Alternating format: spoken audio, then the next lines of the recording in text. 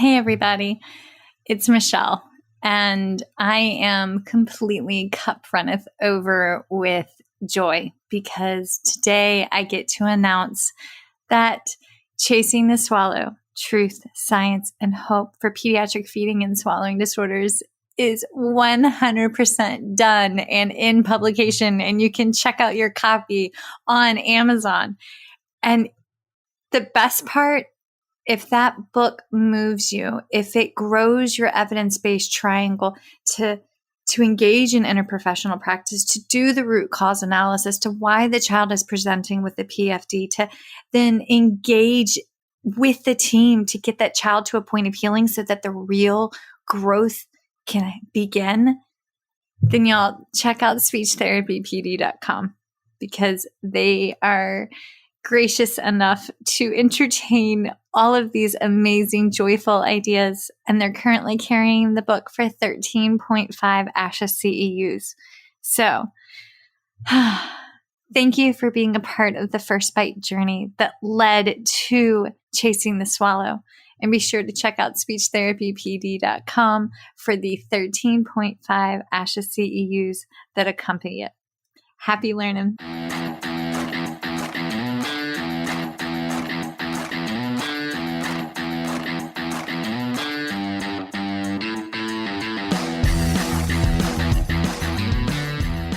Hi, folks, and welcome to First Bite, Fed, Fun, and Functional, a speech therapy podcast sponsored by speechtherapypd.com.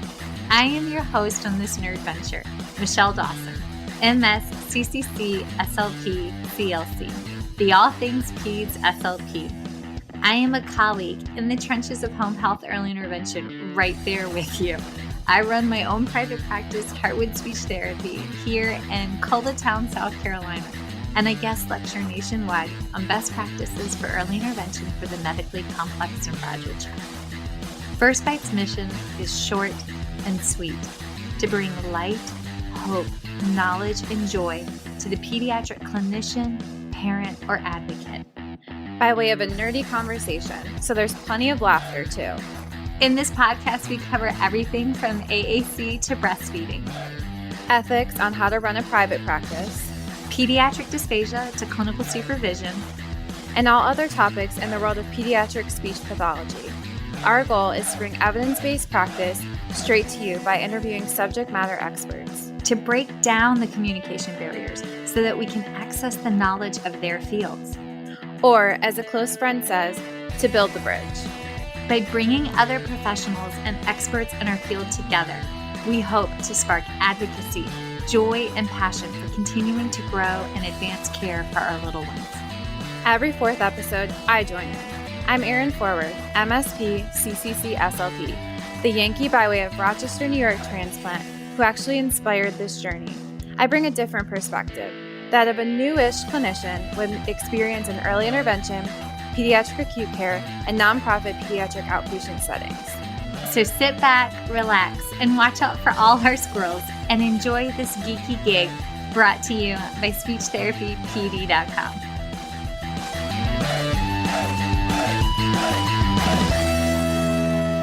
Okay, folks.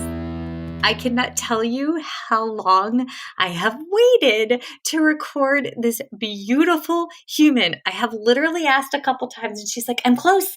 I'm not ready. I'm close. I'm not ready. And then our stars aligned and then I had to bail because I didn't realize that my husband had scheduled a romantic date. So then they realigned and we made it happen. And I am absolutely excited because I have had the privilege of watching today's guest. I've watched her career just blossom and her find her muchness. And now she has this thriving private practice in Baltimore. And it's just, my heart is full of joy and pride for her. And so without further ado, I have the lovely Corinne Zmoos. Last name I cannot, but we practice. But she goes, Michelle, it's like the animal, and then a bee flies into it, and I legit imagined like a flying bee, like the letter B, and she's like, no, it's the bumblebee. So, all right, you got to do it right now, love. All right, Corinne, how do I say this? So my name is Corinne Zmoos. Beautiful. And that's how you say it as a speech pathologist. I love my last name. I am never getting rid of it.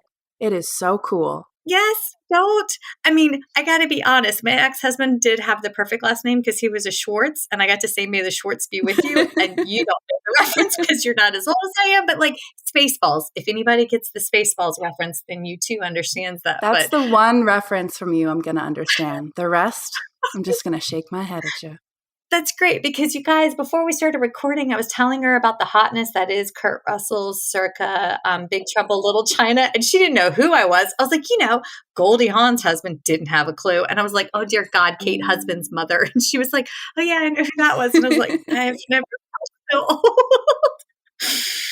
Yeah, all the middle-aged women got Kurt Russell circa late 1980s and the mutton chops and the shirts. But yes, okay.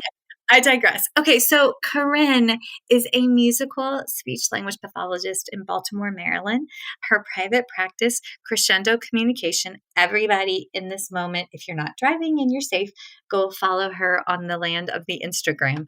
She provides highly individualized, neurodiverse language and executive functioning therapy for toddlers, children's, and tiny humans.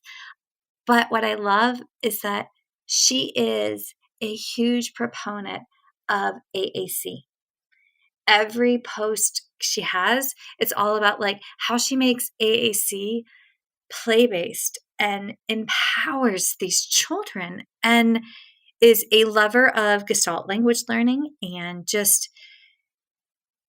I just love her. So y'all, thank you, Corinne. Tell us all the things. What made you be a speech pathologist? Catch us up to speed here, love. Yeah, all the things. Well, I became a speech pathologist by accident. I was accidentally $75,000 student loans. I get that. Oh, no, I wish kidding. It were that low. No, I don't have a cool villain origin story. I was walking on campus in undergrad and I thought I would study advertising or French. I had no idea. I was undecided. And then one day on my way back to my dorm, I saw the speech and hearing clinic. And I had no idea what they would do in there. But I looked up the website and I saw the curriculum for the speech and hearing sciences major. And I could not believe that they had specially designed a career just for me and my brain and the things that would light me up for the rest of my life and make it rarely feel like work. Acoustics, child development, classes about intercultural exchange. And God, I fell in love from the jump. I have never once looked back. I love this career and I feel really lucky. Wait, where did you go to school? Yeah, I went to the George Washington University for undergrad in DC. Yes. I had my DC moments and I got to run to the White House when Obama was reelected. I got to sing to Michelle Obama once. Oh my God. I had a really cool undergrad experience, all while learning the foundations for this cool career. And then I ended up at Emerson College for grad school, and I wouldn't have gone anywhere else. I loved Emerson. And, it's funny, when I was at Emerson, we had an AAC class, and I remember sitting there and being like, this is not for me. I don't like technology. And now I just look back at that and laugh because it's everything now. I use it with everyone. I use it with late talkers. I use it with my neurotypical friends to communicate across a crowded room. Like AAC is everything. I love that. Oh, that's great. Oh, okay. Can we just talk? Did you know Carrie? She was Carrie Comer, I think, at the time. She was my teacher. She and I have connected since then. I've listened to her on your podcast before, and I was the slacker in the back row for her. I was straight up in the back row, falling asleep, not paying attention. I feel so bad looking back now. I mean, I'm not going to lie. I think back to undergraduate Michelle showing up. I mean, I went to Old Dominion University for undergrad. We're known for our rush week in Virginia. So, I'll just let you fill in the blanks for undergraduate Michelle. It was, And folks, I am really glad that undergrad Michelle happened before social media. Yeah. Woo! Yes. So we extend ourselves grace and then we just keep on trucking. Exactly. So, and now I show up fully. Yes. I mean, I show up fully, but there's definitely days where, like, on my end, mom life trickles in. So, like, there is that. I mean, it is our season. But okay, so how did you step out in faith and go into opening your own private practice and go into a new city? I began my private practice exploration when I was working in DC. That's where I did my clinical fellowship. I jumped right into early intervention, and I couldn't believe that it was a real job, that I got to be independent and, explore more of the city that I loved in Washington, DC. And I got to be a small part in someone's really big life and work with the cutest kids in the world. It was an amazing learning experience. And then for my next position after my CF, I worked with Easter Seals. So DC Easter Seals has a really incredible inclusion daycare. It's a pretty rare breed where you don't have to wait. You don't have to wait till school for your child to be in some sort of inclusion environment.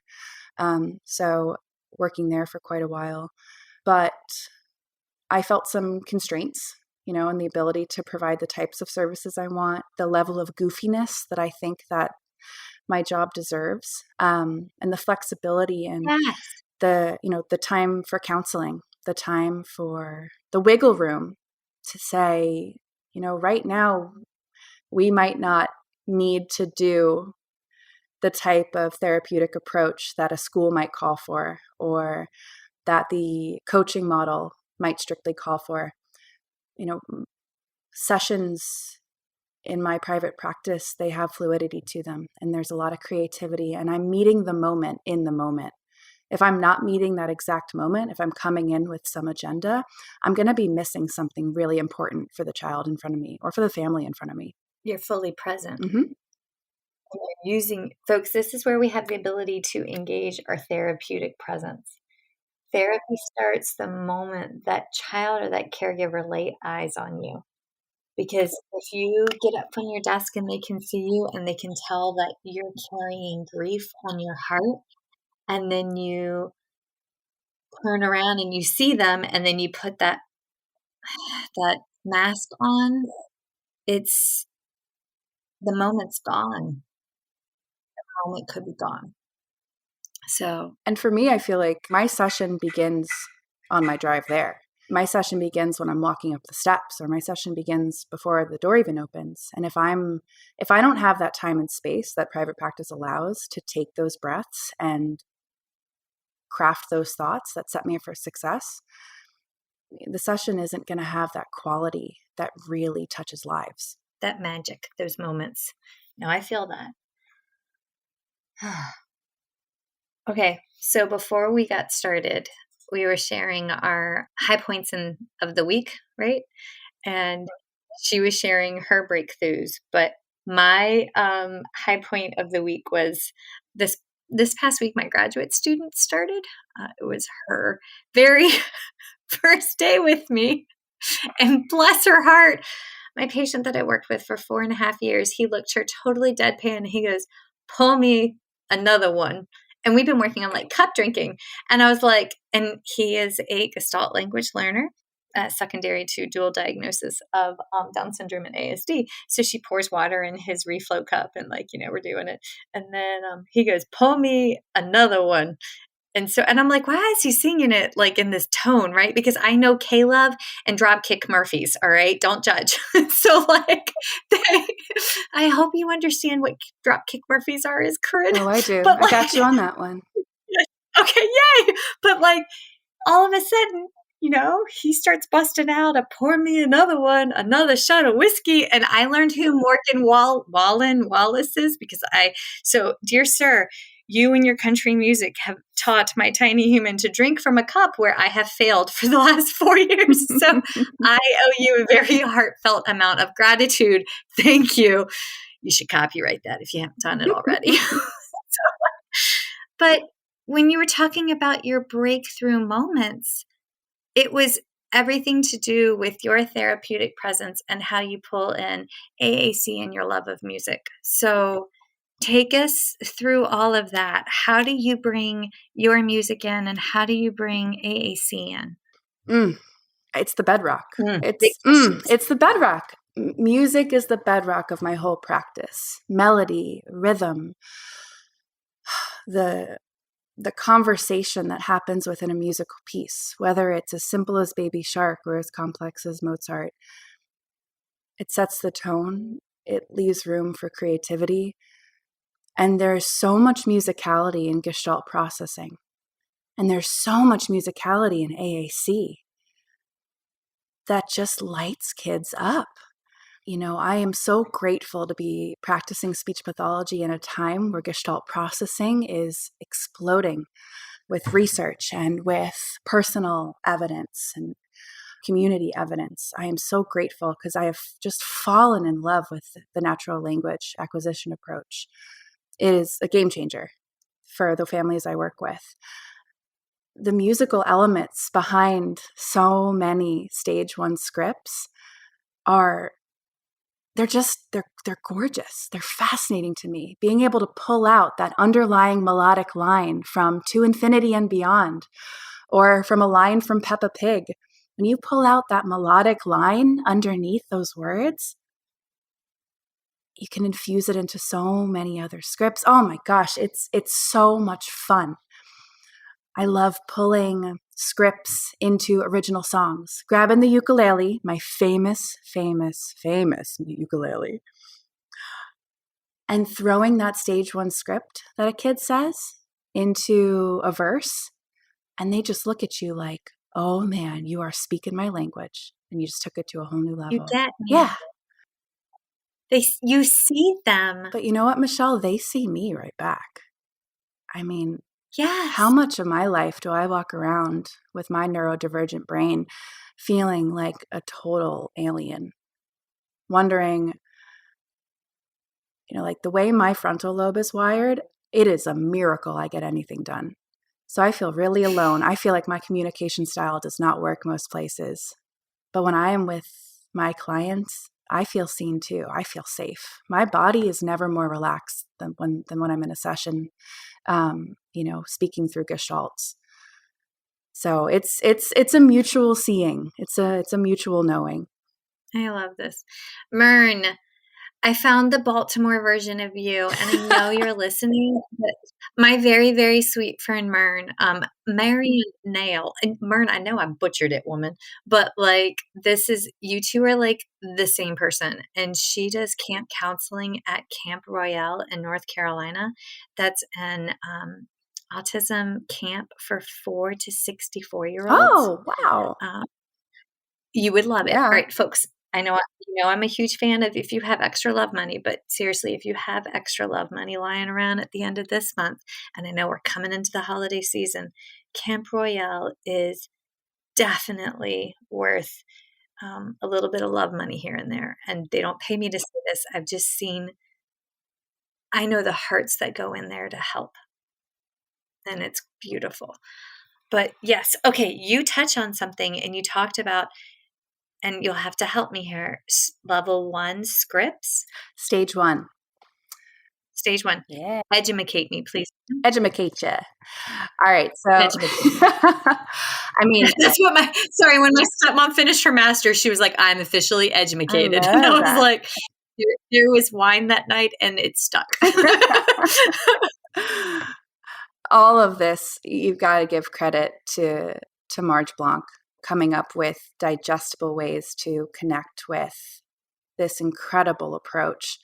And then I believe Alexandra, oh gosh, I'm blanking on her last name.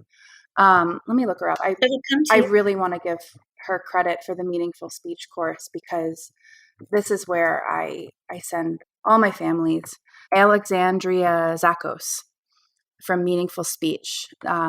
Alexandria and Marge teamed up to create an online training about natural language acquisition for Gestalt processing. And it's beautiful. It's beautiful. And I don't get any cuts of that either. I highly recommend going on there, checking it out, learn about this language processing style, because it's really common. And a lot of neurotypical kids go through a brief Gestalt processing stage. And so it's really important to know about. It'll also help you understand your own brain and your own communication style. Like, for example, when you're in a stressful social situation, notice how many scripts you might turn to, how many turns of phrase you pull out, because they're easier for the brain to access. Yeah, they're much easier for the brain to access when your amygdala is lighting up a little bit. And so this is also, it's been a self-reflecting journey for me to learn about GLPs. But stage one. So stage one is when we're seeing communicative echolalia. So pulling those large chunks of meaning that for a GLP represents something bigger. You know, the one that most people say as an example is to infinity and beyond. And to a child, that might represent a transition. It might represent a moment when they are in motion. To them, the meaning of it might be something exciting. Think about the emotions behind that script and then applying that echolalically to other parts of their life. Stage one is really fun because you'll see scripts pop out from TV shows or movies, or my favorite is when it comes from music. Or sometimes you'll just hear it because you'll hear scripts pop out because it's something they've heard their parents say. Mm-hmm. Those are my favorites because I feel like I get a window into what happens when you're not around. And like, yeah, I've had a couple that have been, when they get excited, when the little ones get excited, they go like, "Oh, baby," or something like that. I'm like, they have definitely heard a caregiver say that to the spouse, because inevitably the mom looks at me and is like, "I'm so sorry." Exactly. I have, oh my gosh, one of my clients, love of my life. I say this about all my clients. I'm like, my partner's sick of it. They are the love of my life. And he'll look at me like, what about me? But I have this one client who is the love of my life. And one time he turns around, we were having a really fun, high energy activity going. He turns, locks eyes with me, gets the biggest grin on his face, and he goes, "Crazy." And I go into the house, I go, "Who says this? Who in here?" I looked at all the caregivers, "Who says it?" And they're like, I don't know. Mm-hmm. Oh, but like the musicality in that, there's the notes, the way it shifts, that pitch shift is like, of course that stuck with you. I can't stop saying it now either. Crazy. It's just beautiful. I kind of feel like that's from Animal House or something of that nature. Okay. But that's why I love this approach. It's because you get to be a detective. You get to be a detective of meaning. And I don't know. I think so, like regular comedic, like I don't like the word regular. I want to nix what I just said. Like neurotypical. No, it's important. It's important to challenge the way you talk about language. I didn't like the way I said that. It's not regular. It's different. It's another form of communication. Yes, I don't either. I don't like the within normal limits, or like within, or when you have to chart and they want you to say within functional limits. Don't get me started about the word functional. I want to do like the angriest backflip whenever I hear the word functional. It's like, I'm sorry, I see a fully functional human being in front of me who is communicating in beautiful ways. Mm-hmm. You know, we're hearing like, oh, they don't have any functional language.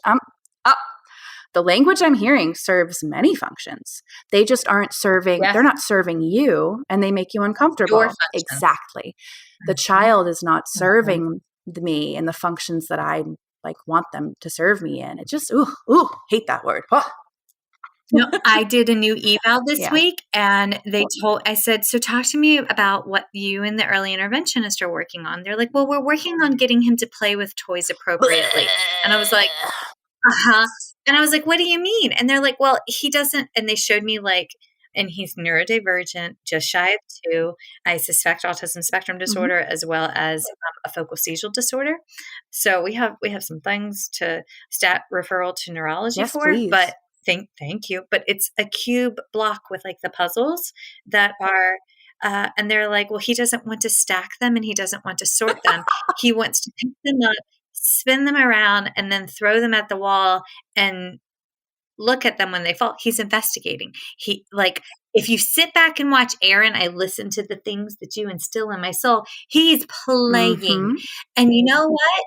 And I told her, I was like, so, and I encouraged her, I was like, you need to seek out two sides of the spectrum and you need to seek out Rachel Dorsey. And so I empowered caregivers. And I was like, and we talk about neurodivergent play, and play is play, and play can be anything that you want. And I come in and I just put words in here.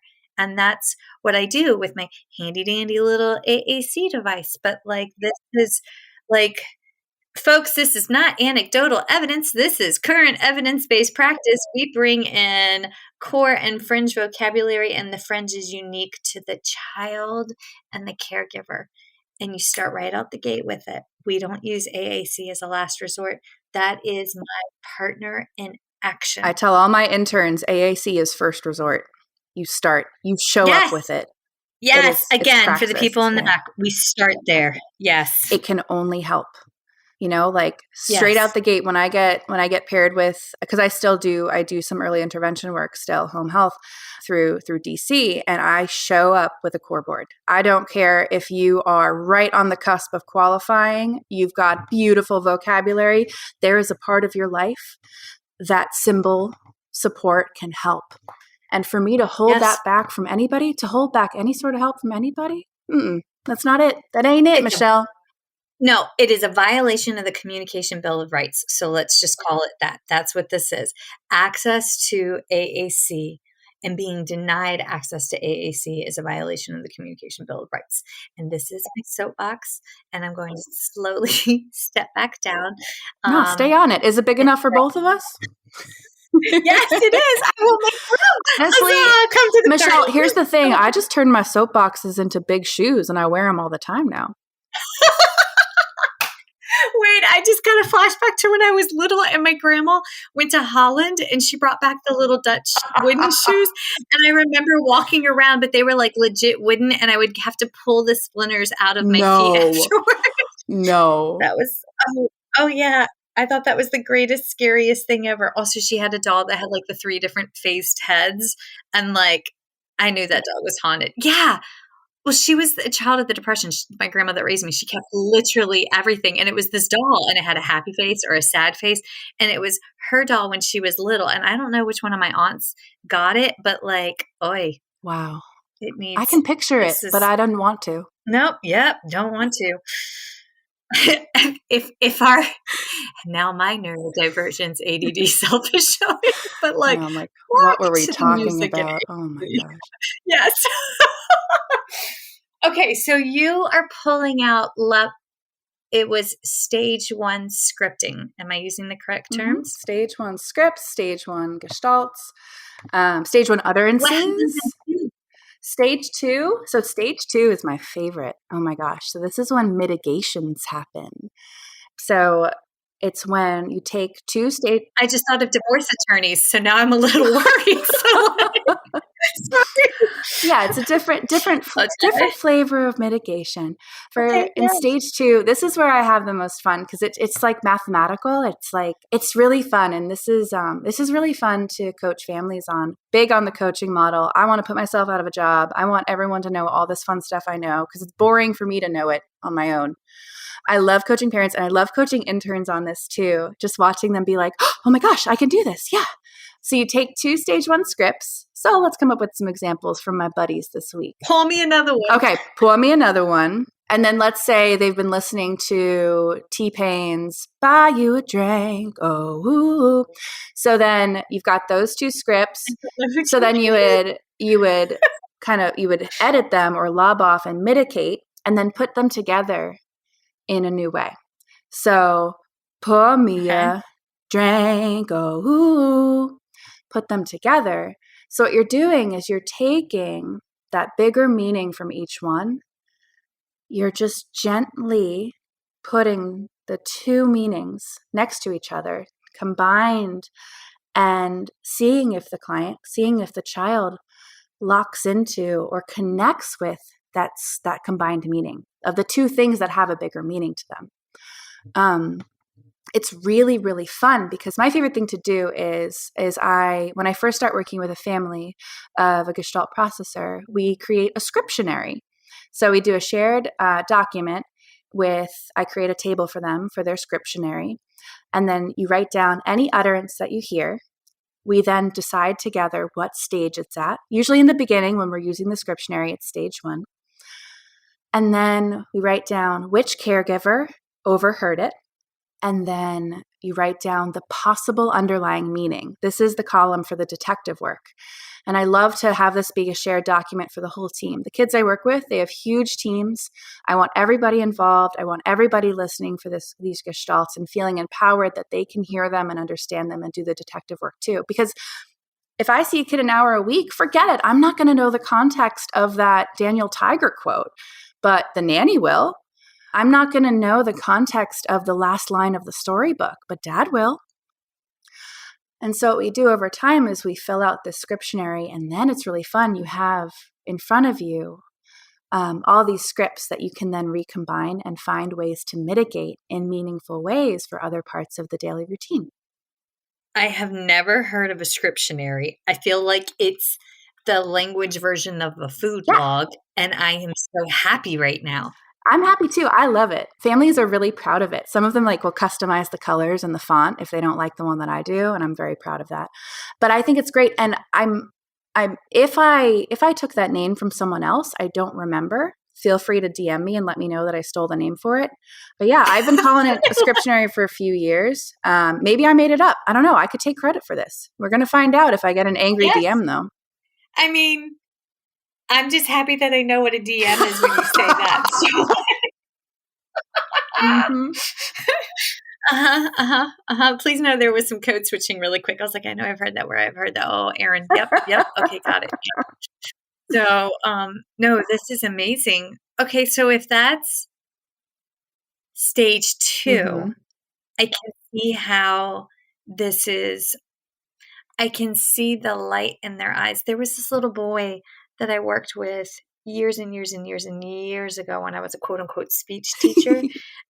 In Virginia. So this was pre-SLPA certification in Virginia. And he was in kindergarten, and during the assembly, we'd go into the big room and he would start getting nervous, and he would script Animal Planet's top 10 deadliest animals.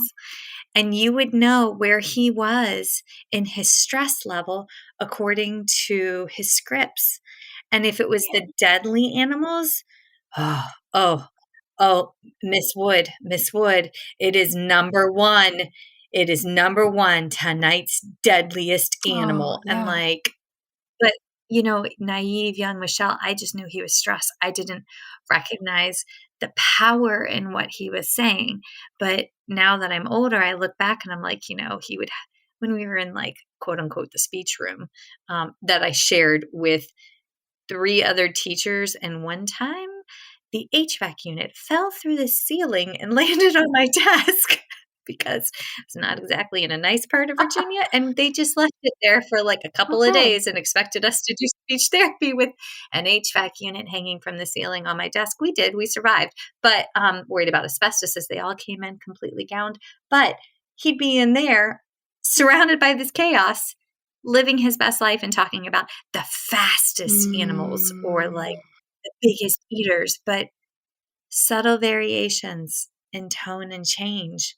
And to how he scripted that. What I wish I knew now that I did that. Yeah. Wow. I think that's beautiful that he could pull so much meaning and emotion from this modality that made sense to him. And then connect the tiers of meaning and the levels in that are beautiful. I would be tearing up every time I talk to him. I cry all the time at work. Oh my goodness, Michelle. I do too. I cry all the time. My clients and their parents know that I had my sweet girl last night who has selective mutism. I was telling you before we started recording that she went from not speaking at all at the beginning of the session to 2-word combinations at the end. I was waterworks. And she just puts her hand up, looks at me and goes, "Stop." Oh, She was like, "Please don't cry.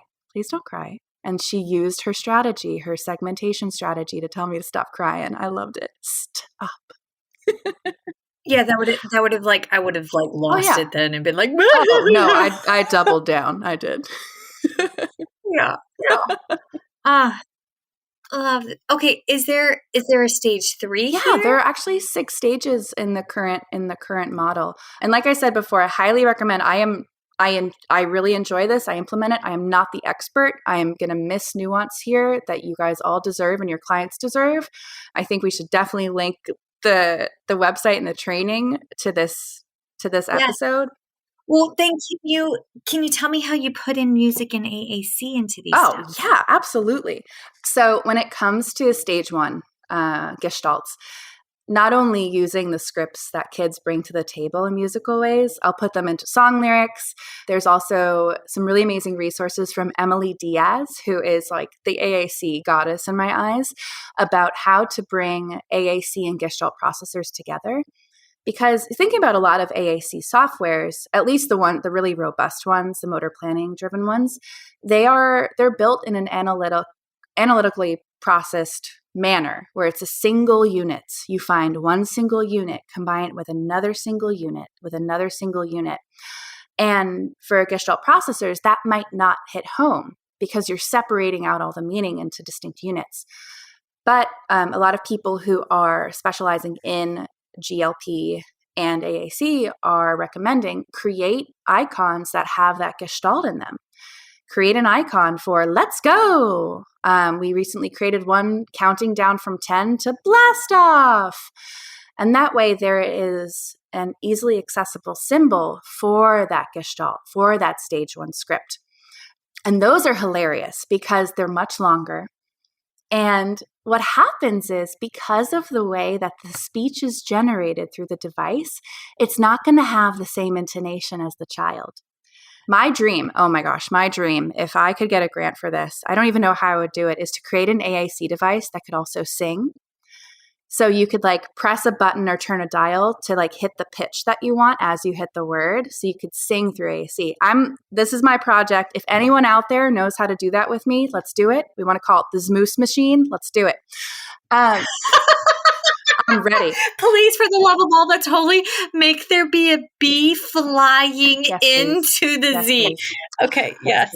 Okay. Because I really for my non-speaking pals, singing. Come on, we got to get some singing in there too. There's got to be a way. So I'm dreaming of it. But what happens is these stage 1 Gestalt icons and buttons, the prosody changes, the melody changes. Speech generation inherently is going to have very different acoustic qualities than natural human voice. And so what happens is after we program one of their Gestalts onto the device, they'll hear it for the first time and the look on their face is just hold on.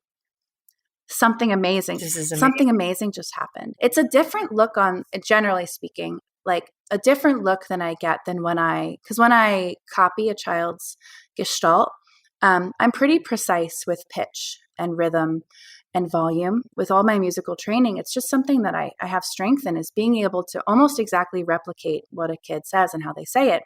There's a look on their face for that, whoa, mama, you get me. There's a very different look when you mirror back a Gestalt through speech generation, that it's this little furrow of the eyebrow, or just the shock response. It's really, really fascinating to watch. And what I've noticed is that for the kids I work with who might not have shown any interest in AAC, or overt interest, you can never really know someone's interest from the outside, overt, externalized interest, single units of meaning, they then are drawn in to the device because it has their big chunk there. So what program do you tend to use when you're programming So this? it depends. It depends on a family's access to resources, which I feel like we could do a whole nother episode on about access and AAC, which is like another soapbox pair of shoes I'll wear. So ideally, like I really enjoy working with lamp. I'm a lamp girl, big lamp girl. Yes, big old lamp girl. My brain tunes into it well. I've seen a lot of success with it. Some of the other robust ones, there's strengths, there's merits to all of these wonderful applications. And just big shout out to all the people who worked so hard to create these. I am so grateful to them all over the world. I love LAMP because there's no redundancy. I get confused by redundancy. My brain doesn't process it well. My brain's already a confusing place to be. I can't have 4 different ways to get to the word water. Like I can't do it. I can't do it. And for a lot of my kids, I see that there's a look of confusion when you can get to the car page through row 5, column 6, but you can also get there through row 2, column 4. It's just not efficient for my fingers and for my brain, and just through my personal EBP, like I don't see it as successful. But because of ability to access robust AAC can be challenging for some families, I am really falling in love with Cough Drop. Have you tried it? I don't even know what you're talking about. Oh my gosh. Michelle Dawson, MS, CCC, SLP, CLC. You have got to check out Cough Drop. What is Cough this? Drop is, oh my gosh, I should work for them. I talk about them all the time. Cough Drop, if you're listening, slide into my DMs. Okay, wait, I found them on the Google. Good. Okay, check it out. Cough Drop is this lovely AAC app. It's available on browsers. It's available on iOS. I'm pretty sure it's probably available on Androids as well. And they have a 2-month free trial, which I love. I love, love, love, because like I have families who, let's say the family, they only have a phone. They can get Cough Drop on their phone. It's not like, oh my gosh, we have to find an iPad. We have to da-da-da-da-da-da-da. This is such a great way to get started day one. Downloading Cough Drop, 2-month free trial. And they have really robust options on there. And they've got multilingual options, which is great because a lot of the families I work with have a different home language than English. Wait, stop.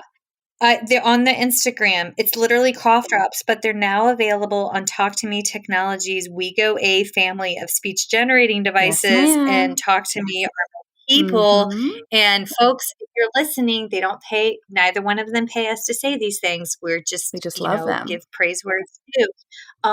Talk to Me for free. If you reach out to them, we'll give you a long-term loan to utilize in your practice. Mm-hmm. And you can pick what you want. And they work with the patients and their caregivers to create their own.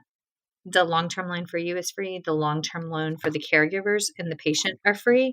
And then after you do like the 4 to 6 week trial, they walk you through the process or help you do a different trial. And all of that is free. Okay. Continue. No, I'm not going to continue because I'm going to down. TTMT is my preferred vendor. I go to them for everything. Likewise. Their customer service and their service towards professionals is it is top notch. They are so kind. They are so forgiving. Michelle, I once forgot to send back an eye gaze device way past the time it was supposed to go. They were so kind to me. They were like, ma'am, just please send it back. So nice to me. But my families are so impressed with the service. Shout out to our local rep, Danielle Ranieri. Love her. She is so wonderful. Talk to Me Technologies. Wyatt Franken and Kelsey Peterson. Boom, boom. Yes. We love them. We love them. Seriously, I'm so impressed with the level of service. They really understand how stressful this process is for families and for speech pathologists, and they make it so nice. So nice. Yes, Cough Drop is on there now. It is fantastic. Following them on all fronts. Good. How did I not know about this? Okay, I'm adding it to my. Please know, as you've been talking, I've been writing down people, and I'm like, we got to book them. get these people on. Excellent. Oh, that makes me so happy. But yeah, lamp and cough drop are the two main ones that I use, but I'm always open, of course, to family preference and client preference. Some kids don't like lamp. Some kids don't like cough drop, and that is a-okay. We are going to find the software that feels like home. That is the most important thing. And I found the ones that feel like home to me, but I'm verbal 99% of my life. So it's all about finding something that works for the family and for the client. I'm thinking about also the one, like when it comes to AAC, voice is so important. Having a voice that reflects who the client is, what they feel comfortable with. And what I really love is with these robust options, they have so many voice choices that are so melodic. The melody behind them is gorgeous. And when it comes to like the intersection of Gestalt processing, AAC, and music, you can really play with the rate. You can play with the pitch. Very often for my kids with apraxia or signs of apraxia, we'll slow down that rate of the AAC device so that it's they can perceive those sound boundaries and word boundaries more clearly. Playing with the pitch is like, they just crack up. I have this one boy who, in the beginning of our therapeutic relationship, he didn't feel comfortable verbalizing to me. And so we started with cough drop, and every session he would pick a new voice to use. And he was feeling out Oh my God, I love which one. Oh my gosh, he could use that. The settings, he knew settings I had never heard about. He's such a tech guy. He's a genius. Yes. He would pick out a new voice every time, and he would make the pitch either really high or really low, and just be delighted to play with the musicality of it. So there's so many beautiful intersections. Another way that AAC and music can connect is you can create icons that sing. You can record your voice singing onto AAC. And so I know, like the Unity. Have you seen on? I don't know if you use PRC and Unity. They have the whack-a-mole game. No, but I've seen on. Oh God, what is it? Look to Learn. Okay. Yes, but they have like other games similar to that, but it's like on the AAC training programs. But it's separate from the software. It's separate from, so you have to like go in and log in separately. But they have a break the bottle game that I find hysterical, and it make the fart game that is. Oh yeah, it makes things fart, and it's really funny. And I had one little guy who like threw down belly laughing on the fart game. That's really good to know, because farts and talking about poop is one of my go-tos for my selective mutism clients. Yes, because it just you need to learn. Okay, good, because that just loosen the larynx just is so relaxed talking about poop. So thank you. That's good for my toolbox. Yes. Yes. It's on the Zuvo 12. If you get the eye gaze component on it on Talk to Me. I love the Zuvo. Sorry. Oh my gosh. Yeah. Squirrel. I sound like you. Uh-huh. I've been practicing my Michelleisms. Let's see. What are they? Because last night my kids did them, and I was like, no, you have so many isms from your podcast. You go, squirrel. The other one is something about stars. What do you say about stars? Oh, my stars. Bless my stars. Oh, my stars. There's so many good ones that you say. I love it. Where were we? My students were all, well, I don't know. My students would always be like, we can tell when you're in a good mood because you bust out with a huzzah. Yeah. And I'm like, well, yeah, huzzah, this is great stuff. And they're like, are you Russian? I was like, no, but I spent a lot of time having Hanukkahs in Little Russia. So there you go.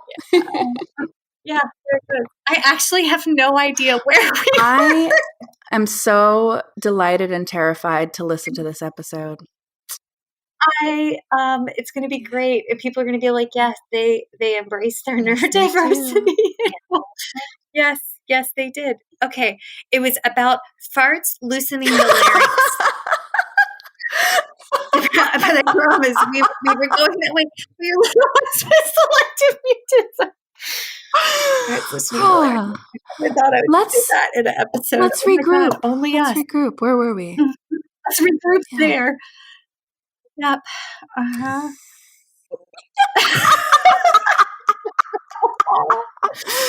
Oh my God. And people were sober. Can you imagine us after cocktails? This is hysterical. Okay, wait. Okay, well, while we're coming back to whatever it was that we lost. Yeah. Coaching model. Okay, wait. I do have to plug. I love family guided routines based interview that you can find online, FGRBI. It is Dr. Juliana Wood's brainchild, and the chair of Francis Marion University, Dr. Francis Burns, different Francises, but she mentored me in the family guided routines based interview, and it is the coolest tool I've ever seen for teaching caregiver coaching. So, folks, do yourself a solid. They literally have all the documents you need for free on their website. Okay, continue. I have no idea what we're continuing about. There was a question. Tell me about how you put focus on the coaching for AAC. Okay, so my favorite part of coaching with AAC is I kind of treat it like we're in the Apple Store. So in the Apple Store, they want to get a product into your hand right away so you feel attached to it. Oh my God, I was imagining an apple, like an orchard Apple Store. Okay. Yeah, I grew up, I'm in the country now. I'm with you, like the Apple product store. Okay, got it. So I'm thinking about like in these stores with these, these big investments, these products with a lot of weight behind them and a lot of emotional attachment. One of their strategies is they get it into your hand right away so you can try it out and build an attachment to it. Part of my coaching is that I rarely will touch the AAC device in the beginning, unless I really can't even think of a reason why. If I'm doing a parent coaching model, I want it in their hands right away, and I'm going to be verbally coaching them through all the steps, down to the nitty gritty of like, go find the little X in the top right corner and click it. Because if I can get you learning the motor plans for how to support your kid, you're going to be helping your kid learn the motor plans to support, the rest of their life. It's a lot of fun to know all the things I do. It's a lot of fun to have so many answers and so many ideas and, be the speech pathologist I am. It's a delight. But it's even more delightful to watch that come alive in someone else, especially the someone else's who are there basically the whole rest of the week. There's also, I know for some of the families I work with, there's something a little demoralizing about someone coming into your home and being really, really darn good with your kid at something that you've struggled with for months or years. Yes. Wait, folks, did you just hear what she said? These caregivers are at a place where they can feel broken, that they don't understand their child. And if we come in as magicians and just do it and engage in traditional direct service delivery, which I am of the generation, that's how I was taught to do therapy, direct service delivery, not caregiver coaching, which is abysmal because caregiver routines-based intervention has been around for like 20, 25 years, but like whatever. And I'm not that old, but imagine how you would feel in their predicament. So by doing what Corinne's talking about, you're empowering them to feel successful and confident with their kid. Yeah, because it's not my kid. It's my client, but it's not my kid. Yeah. And, I have long-term relationships with my clients. I want to stay in their lives as long as I possibly can, but I'm not always there. I'm not always there. And, it's not just about having confident clients. It's about having confident caregivers. And, a lot of the parents I work with are just exhausted. They're so exhausted and they need a win. And to show them the power that they have within them, the brilliance within them, that they have so many of the answers, But if we just carve out that sacred space to find the answers together, they're never going to forget that. You know what they're going to forget? Me going on a rant for 10 minutes. Okay, so we worked on this, and I'm going to do this, and then I do this, and if you just put your mouth like this, and gone. Not encoded. There's no encoding of that memory. None. But if we walk through it together as a team, and your hands do it, or your eyes do it, or your body does it, you're much more likely to remember it and feel like it's yours. I love coaching. I love it. You know why I also love coaching, Michelle? Because you don't have to carry a bag and possibly cause the plug of 2023. But, like there's that. That's one of the reasons I love coaching. But continue. I love all the squishy emotions involved in it. My counseling class at Emerson was the best part of grad school because I was like, oh my gosh, we get to talk about feelings within science. I am the squishiest, mushiest hearted person you'll ever meet. And what I really love is digging into the underlying obstacles and emotions and fears underneath this therapeutic process. Because, I look back at my early career, especially for my AAC users, especially for my Gestalt processors, my neurodivergent kids. And if you're not talking about the feelings underneath all of that with the clients or with their caregivers, you're going to hit a wall at some point. That stuff is so important. What is it like to be you as a parent? How does it feel to be so-and-so's parent? You're not having those conversations. I just feel like you're missing out on some of the most important stuff in this field. So, folks, I didn't have the joy of having a counseling class, but my first boss, when I was a CF, Sean Schwarting, everybody just called him Boss Man. He was a PT and he was as big as the door frame. He had us read Crucial Conversations and then go through it and dissect. And he was very spiritual. I'll never forget. He always had a leather satchel with his specific tribe stones and his personal belongings in it around his neck. And you could tell when he was in a reflective, internal, receptive state because he would reach for it for strength, right? And it was just absolutely,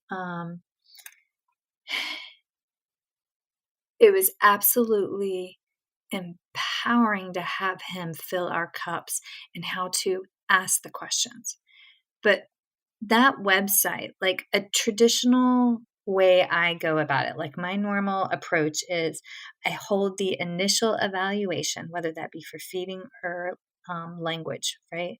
And then if I can't get it done in one day, which I typically can't, I'll come back the second session and do the other eval, right? And then because most of my population is IFS early intervention, on the second or third session, we'll have the IFSP. Then after the IFSP has been signed, my next session, I'm doing the routines-based interview. And y'all, you can find that interview. It's by McWilliams. And forgive me, I don't remember. R.W. McWilliams, I think is the two initials. You can find it online and it's a free PDF. But it takes the caregiver through. Talk to me about from the moment your eyes wake up in the morning to the moment they close at night, every single part of that child's daily routine. And then where they have difficulties with their feeding, you can ask those questions. Or where do they have difficulties with their language? And where do you see their delay or disorder or difficulty? How does that impact the family unit, you, and your ability to bond with your child? And that, if you're not a caregiver yourself and you're afraid of how do I ask these questions when you're trying to establish those relationships because maybe you never babysat or you didn't have a lot of little humans in your world growing up, this is a great tool to build that confidence with, and it is invaluable in my care. So yeah, love that. Love emotions. I love emotions. Are you a Pisces? No, I am a water sign though.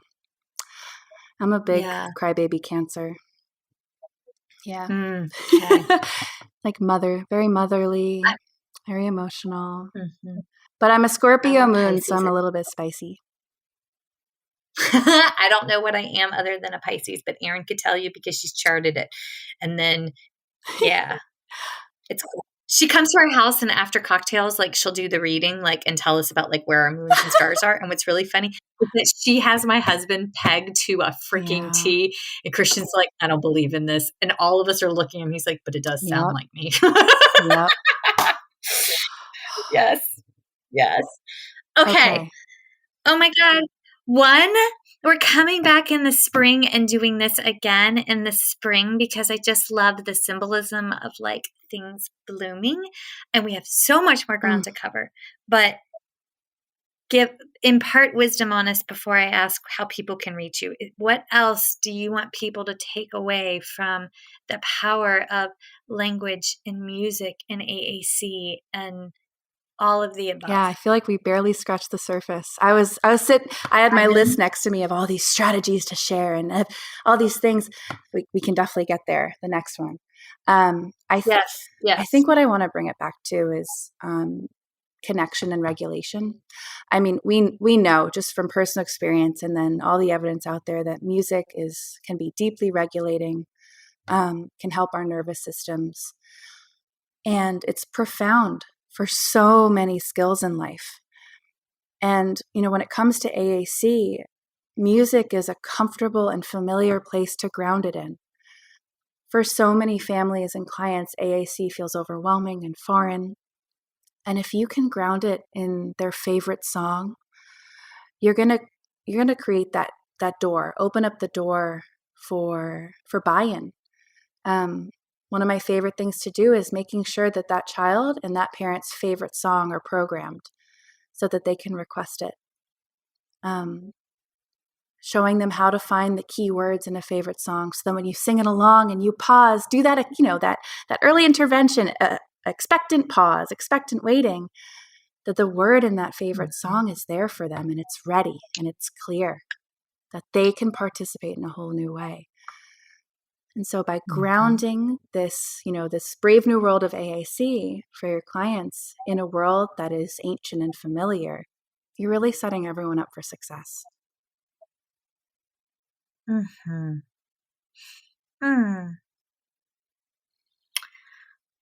love you. You are amazing. I knew it the second we met. And yes. Okay. When people want more, how do they find you? How do they follow you? So when it comes to just my speech pathology practice, you can find me on Instagram at crescendo.communication.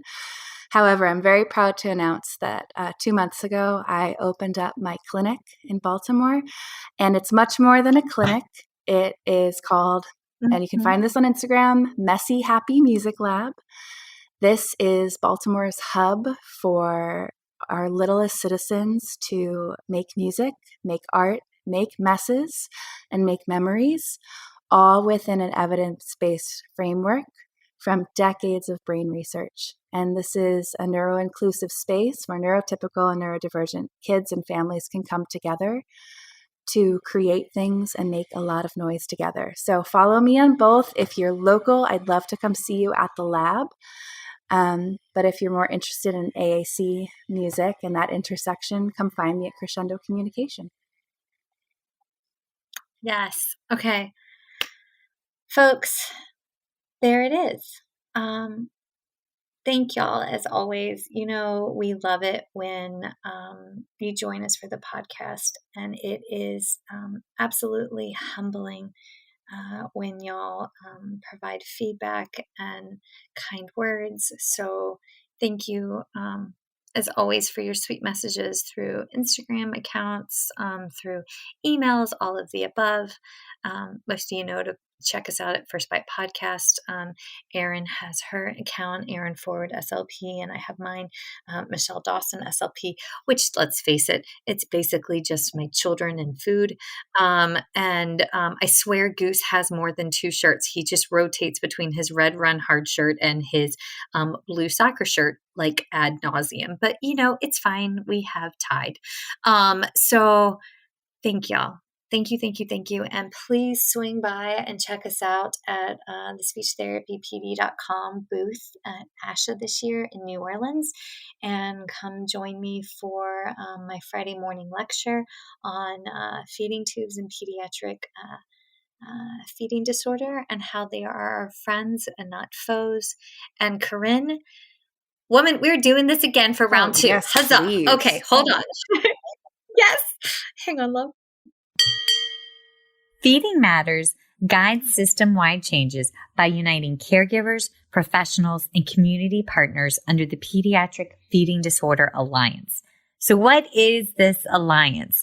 The Alliance is an open access collaborative community focused on achieving strategic goals within 3 focus areas: education, advocacy, and research. So who is the Alliance? It's you. The Alliance is open to any person passionate about improving care for children with a pediatric feeding disorder. To date, 187 professionals, caregivers, and partners have joined the Alliance. You can join today by visiting the Feeding Matters website at www.feedingmatters.org. Click on PFD Alliance tab and sign up today. Change is possible when we work together. That's a wrap, folks. Once again, thank you for listening to First Bite, fed, fun, and functional. I am your humble but yet sassy host, Michelle Dawson, the All Things Peds SLP. This podcast is part of a course offered for continuing education through speechtherapypd.com. Please check out the website if you'd like to learn more about CEU opportunities for this episode, as well as the ones that are archived. And as always, remember, feed your mind, feed your soul, be kind, and feed those babies.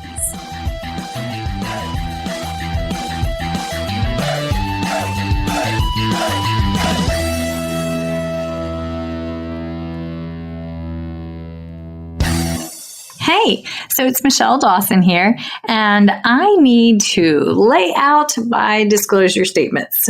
So if you ever wondered how bad my ADD, ADHD, and lack of sleep Monday through Monday actually is, well, here you go. These are my non-financial disclosure statements. I volunteer with Feeding Matters. I'm a former treasurer with the Council of State Association Presidents. I'm a past president with the South Carolina Speech Language Hearing Association. I am a current member of both ASHA and SCISHA. And for this year, for 2021, I volunteered for the Pediatric Feeding Disorder Planning Committee for the ASHA 2021 convention. My financial disclosures. All right, so I receive compensation for First Bite presentations as well as talking teletherapy and understanding dysphagia from speechtherapypd.com. I also receive royalties from speechtherapypd.com for ongoing webinars that I have on their website, as well as compensation from PESI Incorporate for a lecture course webinar that I have on their website as well. I am coordinator for clinical education and clinical assistant professor for the Masters of Speech Language Pathology program at Francis Marion University in Florence, South Carolina, for which I receive an annual salary. I also receive royalties from the sale of my book, Chasing the Swallow, Truth, Science, and Hope for Pediatric Feeding and Swallowing Disorders, that I self-published and is available on Amazon. And I do receive royalties from the accompanying 13.5-hour CEU for the book from speechtherapypd.com. So yeah, I stay pretty busy, but those are my financial and non-financial disclosures. If you ever have any questions, please feel free to reach out. All right. Thanks, y'all. Bye.